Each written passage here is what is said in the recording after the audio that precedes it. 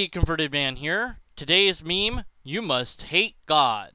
This meme contains a number of logical fallacies. First of all, it would require special knowledge for the person saying it to know that me, for example, feels or believes or doesn't believe a certain thing. How in the world would you know that's what I'm feeling? How in the world would you know that's what I'm thinking?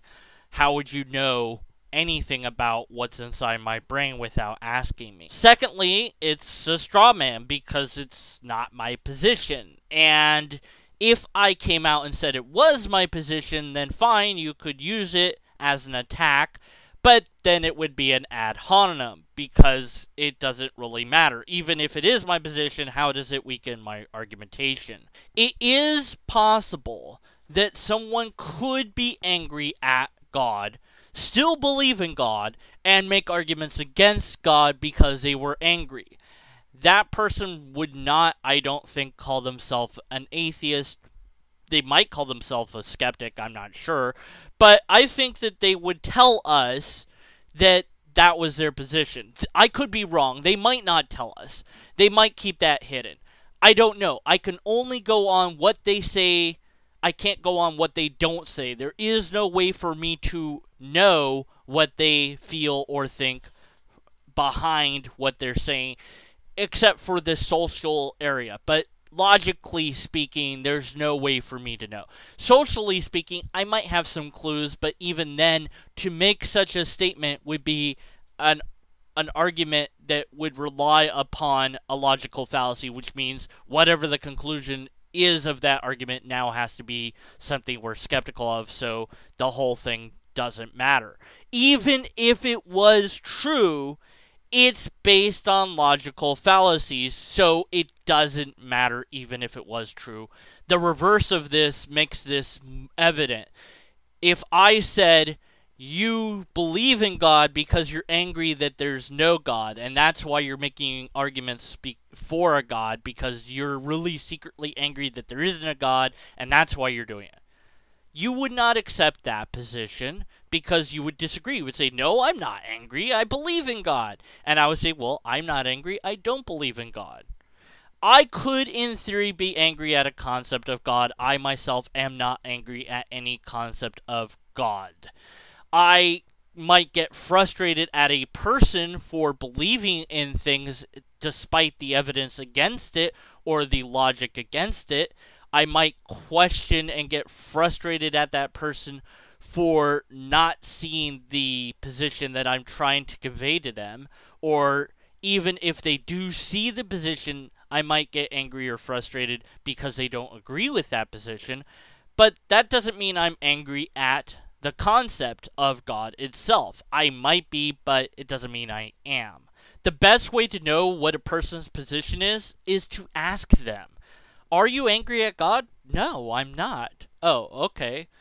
And if you really thought about it, you shouldn't even have to ask that question. How can someone be angry at something that they don't believe exists? Again, I think that although this has been stated other places, I would say, yes, it is possible to be angry at a concept. So I could understand that somebody would say something like this and say, are you angry at God? And I would say, the concept? No, not angry at the concept. Maybe the people that believe in it sometimes, but not all the time. Sometimes I get angry at those people, sometimes I don't. But what's it really matter? It doesn't affect my argumentation against God, whatever that argumentation might be. So here is the crux of this. It is assuming that you know what I know. Can't do that. You don't know what I know. You don't know what I believe or don't believe. You don't know how I'm feeling or how I'm not feeling. Don't put words in my mouth. Ask me and I will give you that information. Otherwise, you're basing things off of a claim to special knowledge, a straw man, and finally, in this case, an ad hominem, because even if I said, yeah, I'm angry at God, that's why I'm making these videos. So what? Well, that would mean you believe in God. And if I did, wouldn't I just come out and say that? Maybe I would. Maybe I would say, yeah, sure, that's why I'm doing it.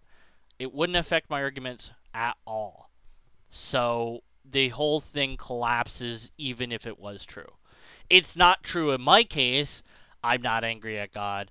I don't believe in God. I'm making videos because I want to educate people on informal logic and help them to do critical thinking on their own and improve what critical thinking skills they already have. That's why I do it. Plus, I enjoy doing it. It's my hobby. So, that's my motive. If you want my motive, you've got it. Just all you had to do was ask. Stop assuming that you know what my motive is. So, this meme, like all the other memes, logically fails on several different grounds. To those who invoke it, I would implore you to not do so because it contains logical fallacies. And if you want us to even start to get close to what your conclusion is, then you have to free yourself from these logical fallacies, because unless and until we have a logically coherent argument, we must continue to be skeptical of your conclusion.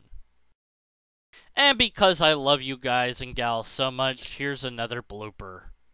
The best way to know what a person's position